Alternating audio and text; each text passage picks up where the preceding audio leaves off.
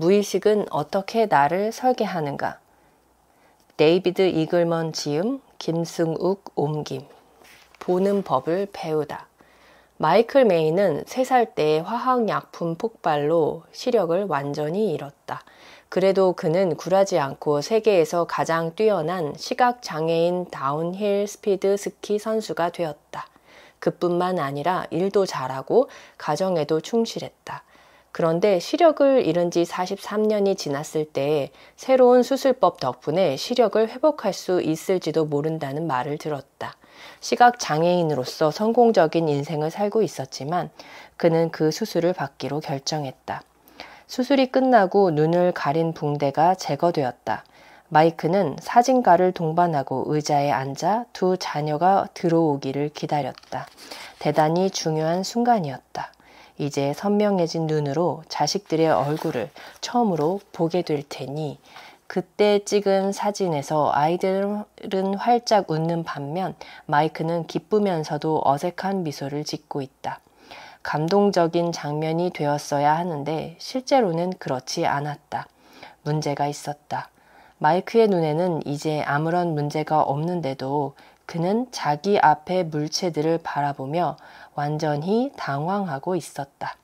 마구 쏟아져 들어오는 정보를 그의 뇌가 어떻게 해석해야 할지 모르기 때문이었다. 그는 아들들의 얼굴을 보지 못하고 도저히 해석할 수 없는 선과 색과 빛의 감각을 경험하고 있을 뿐이었다. 눈의 기능이 정상인데도 그에게는 시각이 없었다. 이런 일이 생기는 것은 뇌가 보는 법을 배워야 하기 때문이다.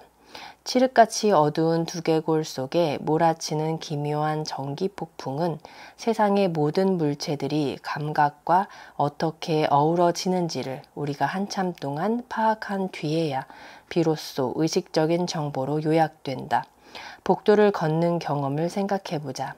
마이크는 평생 복도를 걸어본 경험 덕분에 양쪽 벽이 팔을 벌리면 닿을 거리에서 복도 끝까지 평행으로 뻗어 있다는 사실을 알고 있었다. 따라서 시각을 회복했을 때 양쪽 시야가 멀리서 한 점으로 수렴하는 현상을 이해할 수 없었다. 그의 뇌가 보기에는 전혀 말이 되지 않는 현상이었다. 비슷한 맥락에서 나는 어렸을 때 만난 시각장애인 여성이 자기 방의 윤곽과 가구들의 위치를 너무 상세히 알고 있는 것에 감탄한 적이 있었다. 나는 앞을 볼 수 있는 사람보다 더 정확하게 방의 청사진을 그릴 수 있느냐고 그녀에게 물었다. 그러자 그녀는 깜짝 놀랄 만한 대답을 했다. 자신은 절대 청사진을 그릴 수 없다는 것이었다. 앞이 보이는 사람들이 3차원을 2차원으로 전환하는 과정을 그녀는 이해하지 못하기 때문이었다. 이름이 비슷한 사람끼리 사랑에 빠진다면, 2 사람이 사랑에 빠지면 어떤 일이 벌어지는지 생각해보자. 생활 환경, 이해받는 느낌, 성적인 매력, 상대에게 느끼는 감탄 등 여러 씨앗에서 열정이 자라날 수 있다. 우리가 상대를 선택할 때 은밀하게 작동하는 무의식은 확실히 개입하지 않는다. 아니, 정말로 그런가? 내가 친구 조얼과 우연히 마주쳤는데 그가 평생의 사랑을 만났다고 말한다. 제니라는 여성이다. 그거 재미있네. 나는 이렇게 생각한다.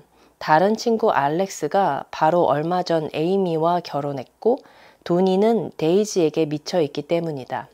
이렇게 이름 첫 글자가 겹치는 데에 무슨 이유라도 있는 건가? 비슷한 사람끼리 서로 끌리는 건가? 나는 말도 안 된다는 결론을 내린다. 일생을 함께 보낼 배우자를 고르는 일처럼 중요한 결정에 이름의 첫 글자 같은 변덕스러운 요소가 영향을 미칠 리가 없다. 친구들의 사례는 아마 그냥 우연일 것이다. 하지만 우연이 아니다.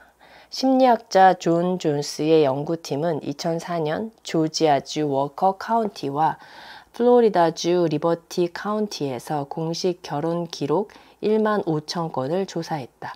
그 결과 이름 첫 글자가 같은 사람끼리 결혼하는 비율이 확률적으로 예상할 수 있는 수치보다 높았다. 이유가 무엇일까? 정확히 말해서 글자 자체가 이유는 아니다. 그보다는 이런 결합에서 사람들이 배우자를 보며 자신을 떠올린다는 점이 중요하다. 사람들은 타인에게 나타나는 자신의 모습을 좋아하는 경향이 있다. 심리학자들은 이것을 일종의 무의식적인 자기애 또는 친숙한 대상에게 느끼는 편안함으로 해석하고 암묵적 자기중심주의라고 부른다. 펜실베이니아주에 있는 칼라일 신탁회사의 재무 담당 머클 랜디스는 1909년 오랜 산책을 나갔다가 금융에 관한 새로운 아이디어를 문득 떠올렸다. 크리스마스 클럽이라는 것을 시작해보자는 아이디어였다. 고객이 1년 동안 은행에 돈을 예금하는 상품인데 계약기간보다 일찍 돈을 인출하려면 수수료를 물어야 했다.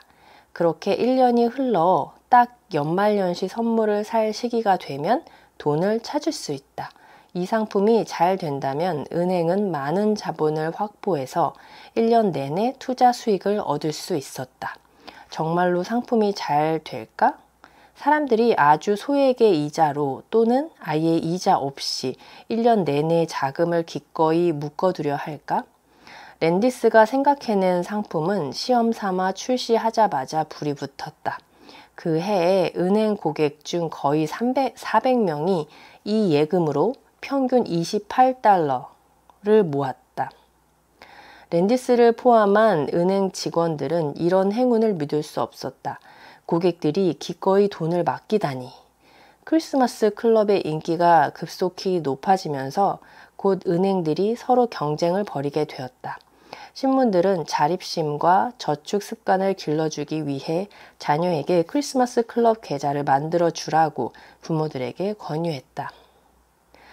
1920년대가 되자 오하이오주 톨레도의 다임저축은행, 뉴저지주 애틀랜틱 시티의 애틀랜틱 컨트리 트러스트 컴퍼니 등 여러 은행이 새로운 고객을 끌어들이기 위해 황동으로 만든 매력적인 크리스마스 클럽 토큰을 제작하기 시작했다.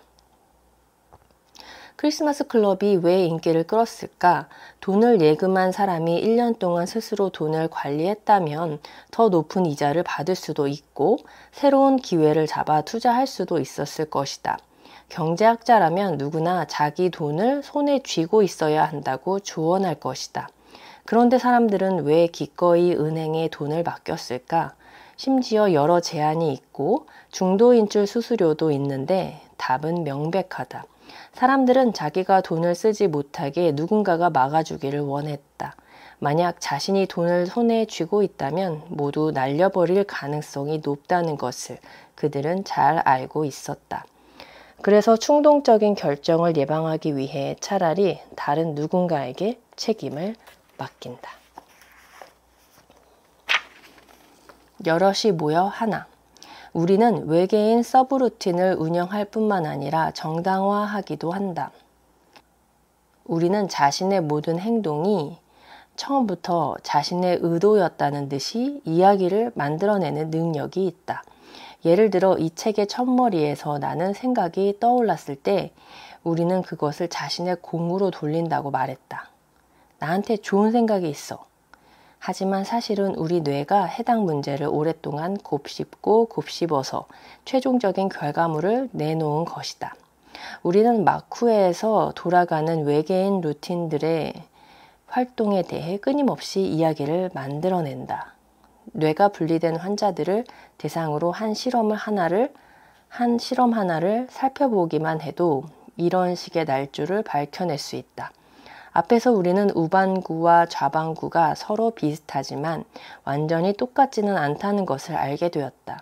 인간의 뇌의 좌반구는 자신의 느낌에 대해 말할 수 있는 반면 말이 없는 우반구는 왼손에 지시를 내려 어딘가를 가리키거나 글을 쓰게 하는 방식으로만 자신의 생각을 전달할 수 있다.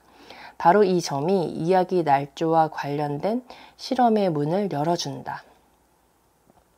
1978년 마이클 가자니가와 조지프 르두는 뇌가 분리된 환자의 좌반구에는 닭발 사진을, 우반구에는 눈 내리는 겨울 풍경을 보여주었다. 그러고는 환자에게 방금 본 것을 표현해주는 카드를 가리키라고 말했다. 그러자 환자의 오른손은 닭이 그려진 카드를 가리키고 왼손은 눈삽이 그려진 카드를 가리켰다. 실험자들은 환자에게 왜 삽을 가리켰느냐고 물었다. 환자의 좌반구는 닭에 관한 정보만 갖고 있었는데도 조금도 주저없이 이야기를 만들어냈다. 그거야 간단하죠. 닭발은 닭에 달린 거잖아요. 닭장을 청소하려면 삽이 필요해요. 뇌의 한 부분이 결정을 내리면 다른 부분들은 그 이유를 설명하기 위해 재빨리 이야기를 만들어낸다. 우리가 우반구에 걷기라는 지시어를 보여주면 환자는 일어나서 걷기 시작할 것이다. 그때 우리가 환자를 멈춰 세우고 왜 나가려 하느냐고 물어보면 환자의 좌반구가 이야기를 만들어내서 대략 다음과 같은 답을 내놓을 것이다. 물을 마시러 가는 길이었어요. 가자니가와 르두는 닭삽 실험을 통해 좌반구가 몸의 행동을 지켜보며 각각의 사건에 이치가 맞는 이야기를 부여하는 해석자 역할을 한다는 결론을 내렸다. 손상이 없는 정상적인 뇌에서도 좌반구는 이렇게 작용한다.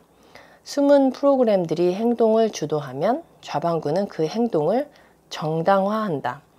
이렇게 이미 일어난 일에 대해 이야기가 만들어지는 현상은 우리가 적어도 부분적으로는 자신의 행동을 관찰하고 추론하는 방식으로 자신의 태도와 감정을 알게 된다는 것을 암시한다. 가자니가는 이렇게 말했다. 이 연구 결과는 모두 좌반구의 해석 메커니즘이 항상 열심히 일하면서 사건들의 의미를 찾아내려 한다는 것을 암시한다. 이 메커니즘은 질서와 이성이 전혀 없는 곳에서도 항상 질서와 이성을 찾아내려 하기 때문에 계속 실수를 저지른다. 이야기 날조는 뇌가 분리된 환자에게서만 나타나는 현상이 아니다. 여러분의 뇌도 여러분의 행동을 해석해서 이야기를 만들어낸다.